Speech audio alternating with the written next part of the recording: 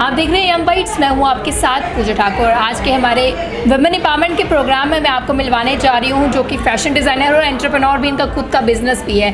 पारुल से सीधा आपको रुख करवाते हैं। सबसे पहले पारुल, आपका बहुत बहुत स्वागत है। Thank you so much. Thank you Parul, जिस तरह से हमारा वुमेन एम्पावरमेंट का प्रोग्राम है, किस तरह से आप, सबसे पहले यही सवाल मेरा रहेगा, वुमेन एम्पावरमेंट को आप किस तरह से देखते हैं? मुझे लगता है कि जो वुमेन की सबसे पहले वुमेन की जो पावर है ना, आज के टाइम पे हमारे पीछे जैसे हम देखते आए हैं, हम तो यंग जनरेशन है, बट हम कहते हैं कि पहले टाइम पे वुमेन को कोई ना एक उनका एक स्टेटस नहीं दिया जाता था, बट कि आज के टाइम पे हमारे आज की जनरेशन में जो वुमेन पावर है वो तो ऐसे निकल के आ रही है, क्योंकि इवन कि वुमेन्स आज के टाइम पे आगे जाके सबको एम्प्लॉयमेंट दे रही है। एक सबसे बड़ी हमारे यहाँ की जीत है हमारी। कभी ये सोचा था आपने कि मेरा खुद का बिजनेस होगा, मैं एंटरप्रेन्योर बनूंगी और दूसरों को भी एम्प्लॉयमेंट दूंगी? जी, एक्चुअली पहले स्टार्टिंग में जब पढ़ाई करते थे तो यही सोचते थे कहीं गवर्नमेंट जॉब होती, ये होती, बट ना जैसे जैसे एक्चुअली मेरे बैकग्राउंड से जो मेरे पापा हैं तो वो भी बिजनेसमैन है, तो मैं बिज़नेस के मतलब देखती रहती थी, बट पढ़ाई करते करते अचानक ही मेरे को एक ना आया कि एक बिज़नेस होना चाहिए अपना।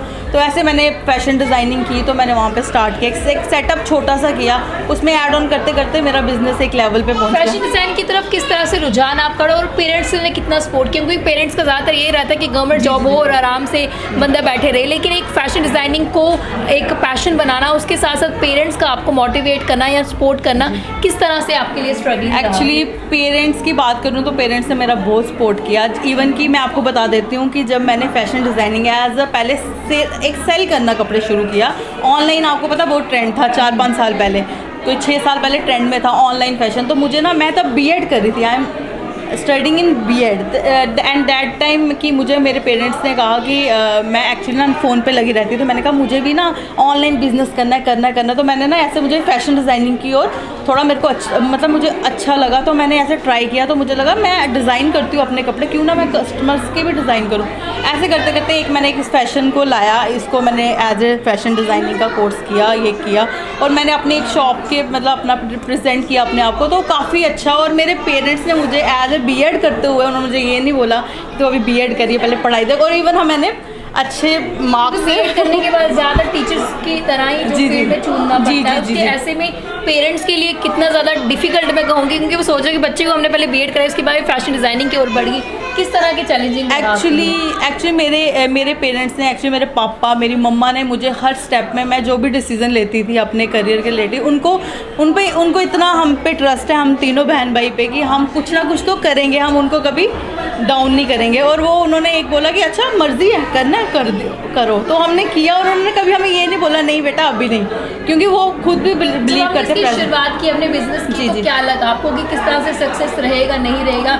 कई सारी चीज़ें जो है आपके माइंड में आ रही होंगी। हाँ, बेशक कोई 6 महीने साल आप ले सकते हो कि मैंने स्ट्रगल काफ़ी किया, मुझे बड़ी देर बैठना पड़ता था, कस्टमर भी नहीं होता था, बट एक पेशेंस लेवल उस टाइम पे आपका चेक होता है। अगर वो पेशेंस लेवल आपने क्रॉस कर लिया और उसको आप पार कर गए, उसके बाद तो आपको पता ही है कि जब आप पेशेंस आपकी जीत गई तो आपकी बिजनेस। सबसे बड़ी बात आपने कही, क्योंकि जब भी हम कोई बिजनेस शुरू करते हैं या कोई भी काम शुरू करते हैं, पेशेंस जो है हमारे अंदर होना बहुत ज़्यादा ज़रूरी है, क्योंकि कई सारे लोग इस वजह से ही बैकआउट कर देते हैं। वो सोचते हैं कि ये शुरुआत हमारी अच्छी नहीं हो रही, 1 महीना हो गया, 2 महीने हो गए, तो उनमें कहीं ना कहीं पेशेंस नहीं रहता। आपने कितनी देर इंतजार किया अपने काम को और ज़्यादा? मैं जैसे आपको बता रही हूँ कि मुझे साल लग गया अपने मतलब कस्टमर को आने में, बट मैंने एक पेशेंस रखी कि नहीं, कस्टमर आज 1 आया, कल 2 आएगा, और वैसे करते करते मैंने एक ना स्टिचिंग का काम बीच में स्टार्ट कर दिया, जिससे कि मेरा एक डिज़ाइनिंग की, और मतलब जैसे मैं इसको ले गई तो मेरा काम फ्लो में आ गया। आप तक कहीं डिमोटिवेट तो नहीं सोचा कि छोड़ दे, ये रहने दे, थोड़ा टीचिंग प्रोफेशन में चले? स्टडीज चल रही थी ना, उस पर वो मैं उससे ही कंसंट्रेट कर रही थी, तो साइड मेरा बिजनेस था। मैं पढ़ाई भी करती थी, और जब मेरे पास टाइम होता था मैं अपना बिजनेस भी करती थी, वहाँ बैठ के मैं पढ़ लेती थी, तो इससे क्या हो गया कि मेरे पढ़ाई भी होगी और मैंने अपना टाइम भी वहाँ पे कंज्यूम कर लिया। डिज़ाइन की हुई चीज़ कौन सी ड्रेस जो है लोगों को सबसे ज़्यादा पसंद आई हुई है? एक्चुअली मैं जब उस टाइम पे बनाती थी, और आप देखते हो कि 6 साल पहले काफ्तान का ट्रेंड नहीं था, तो उस टाइम पे मैंने काफ्तान बनाने स्टार्ट किए, तो वहाँ पे लोगों ने काफ्तान बहुत पसंद किया।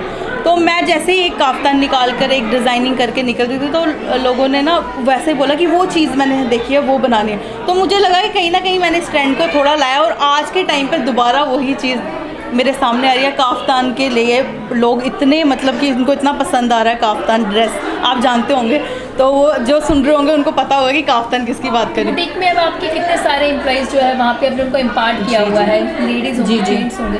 मेरे पास इस टाइम पे 3 एम्प्लॉय एट प्रेजेंट है, वहाँ पे 4 एम्प्लॉयज़ हैं जिसपे एक कोई 2 वर्कर्स घर पे काम करते हैं। 6 एम्प्लॉयज़ हैं मेरे पास वहाँ पे।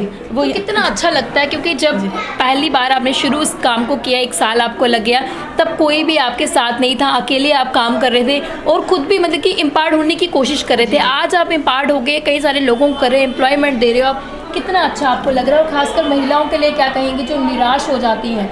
हाँ, मैं यही कहना चाहती हूँ, देखो मैं भी एक साधारण एक लड़की थी, मैं नॉर्मली मैं भी निकली हूँ। हाँ, मेरे पेरेंट्स ने मुझे बहुत सपोर्ट किया, वो है आपकी फैमिली आपको सपोर्ट करेगी तो आप करोगे आगे कुछ। बट जब मैंने किया तो कभी भी अपनी ज़िंदगी में ना निराश नहीं होना। जब भी आप कुछ करोगे गो फॉर इट, मतलब आप ये नहीं सोचना। अब जैसे कोई भी हम काम करते हैं उसकी एक स्टेप लेना पड़ता है, एक ही आपको, आप सीधे डायरेक्ट स्टेप पे नहीं जाते, आप स्टेप बाय स्टेप जाते हो। जब तक आप फर्स्ट स्टेप नहीं लोगे तो आप कहाँ पहुँचोगे फाइनल स्टेप पे। इसलिए आपको फर्स्टली छोटे स्टेप्स तो लेने। बुटीक भी है, किस नाम से आपकी बुटीक है? उसके साथ साथ आपने भी एक सैलून की भी ओपनिंग जी की जी है, जी क्या कहेंगे? हाँ, मेरी बुटीक साइन इन कलेक्शन के नाम से है, वो रिहाड़ी चुंगी में है। हमारा प्रेम मेडिकेट हमारी शॉप है, उसके साथ में ही है। तो वहाँ मैं बुटीक, मुझे 4-5 साल हो गए, बट अभी रिसेंटली मैंने अपना सैलून ओपन किया है जानीपुर कॉलोनी में, नागेश्वर मंदिर के पास, जिसका नाम है मन्नत यूनिसेक्स सैलून है। तो ये मैंने अभी जस्ट अपनी एक नई अचीवमेंट, मेरे हस्बैंड, मेरे पेरेंट्स, मेरे पूरी फैमिली ने मुझे सपोर्ट करके मैं यहाँ तक पहुँचाया। उन्होंने एक्चुअली मेरे को इंटरेस्ट था तो उन्होंने पहुँचाया और मैंने ये खोला है। अब आप भी देखिएगा। वो कहते हैं ना कि बिना डिफ़िकल्टीज़ के लिए सक्सेस नहीं मिल सकती है। डिफ़िकल्टीज जो आती रहती है, जो चैलेंजेस आते हैं, उसे एक्सेप्ट करना ही पड़ता है। जितने भी हमारे मीडियम से आपको वुमेन्स देख रही हैं जो कहीं ना कहीं कुछ करना चाहती है, लेकिन पेशेंस लेवल जिस तरह से आपने कहा बहुत ज़्यादा रखने पड़ते हैं। कई लोग रख पाते हैं, वो सक्सेस हो जाते हैं, कई नहीं रख पाते तो वो कहीं और किसी और गोल की तरफ चले जाते हैं। क्या कहना चाहेंगे उन वुमेन्स के लिए, क्या एक मैसेज देना चाहेंगे? और साथ ही साथ उन पेरेंट्स को भी क्या कहना चाहेंगे जो सपोर्ट नहीं कर पाते? क्योंकि आप जिस तरह से बीएड के बाद इस प्रोफेशन की तरफ आ पाए, तो कई सारे ऐसे पेरेंट्स हैं जो अपने बच्चों को कहीं ना कहीं इस चीज़ के लिए नकारते होंगे, क्योंकि इतना पढ़ने के बाद उसके बाद फैशन डिज़ाइनिंग की ओर बढ़ना, तो उसके लिए क्या मैसेज देते हैं? जी हाँ, मैं एक्चुअली मैसेज ये देना चाहती हूँ, मैं चाहती हूँ कि जो हमारे जितनी भी मेरे साथ मेरी वुमेन एम्पावरमेंट में बात कर रही हूँ, कि जो मेरे साथ, जैसे एक मैं हूँ, मेरे साथ कितनी होंगी, आप सब एक बारी यूनिटी में, एक मैं अकेली नहीं हूँ इस दुनिया में, ठीक है? मेरे साथ आप कितने लोग होंगे और उनमें से कितनी होंगी जो निराश हो रही होंगी। मैं तो जस्ट एक एग्जांपल दूंगी कि देखो, मैंने भी शुरू किया था, मेरा गोल था कि मैं कोई मतलब अपने जॉब में जाऊंगी या गवर्नमेंट एम्प्लॉय होंगी, बट मैंने एक गोल लिया कि मुझे ये करना है, मुझे फैशन डिज़ाइनिंग करनी है, मुझे एक अपना as a beautician makeup artist बनना है। तो मैं यहाँ पे उतरी और आज आप मानोगे, आप विश्वास रखिए, अगर आप मेरी तरह कॉन्टीन्यूटी पे एक सक्सेस की और एक अपना पूरी एक योगदान देंगे ना, तो आप ज़रूर अपनी मंजिल तक पहुँचेंगे। और साथ ही साथ मैं उन पेरेंट्स को भी बोलना चाहती हूँ कि प्लीज़, अगर आपके बच्चों में कैपेबिलिटी है, अगर वो एबिलिटी है, तो आप प्लीज़ आप उनको पूरा का पूरा सपोर्ट दीजिए। आपके बच्चे एक दिन आपका नाम ज़रूर रोशन करेंगे और आपका नाम होगा। बहुत बहुत धन्यवाद हमारे साथ जुड़ने के लिए पारुल। तो आज के हमारे वुमेन एम्पावरमेंट के प्रोग्राम में हमारे साथ पारुल जुड़े थे। काफ़ी अच्छा मैसेज उन्होंने खास तौर से महिलाओं के लिए दिया कि वो अगर चाहे तो कुछ भी कर सकते हैं, लेकिन पेशेंस जो है वो आपको रखना बहुत ज़्यादा ज़रूरी, तभी आप कामयाबी की सीढ़ी चढ़ सकते हैं। साथ ही साथ पेरेंट्स के लिए भी काफ़ी अच्छा मैसेज दिया कि उन्हें बताया कि अपने बच्चों को सपोर्ट जरूर करें, जो वो करना चाहते हैं वही करें, ताकि वो अपनी लाइफ में एक्सेल कर सके। अगली अपडेट लेकर फिर मैं हाजिर होंगी और अगले हफ्ते नई शख्सियत से आपको रूबरू करवाऊंगी। तब तक के लिए आप देखते रहे यंग बाइट्स, वीडियो जर्नलिस्ट अभिषेक बड़ू के साथ मैं पूजा ठाकुर, यंग बाइट्स जम्मू।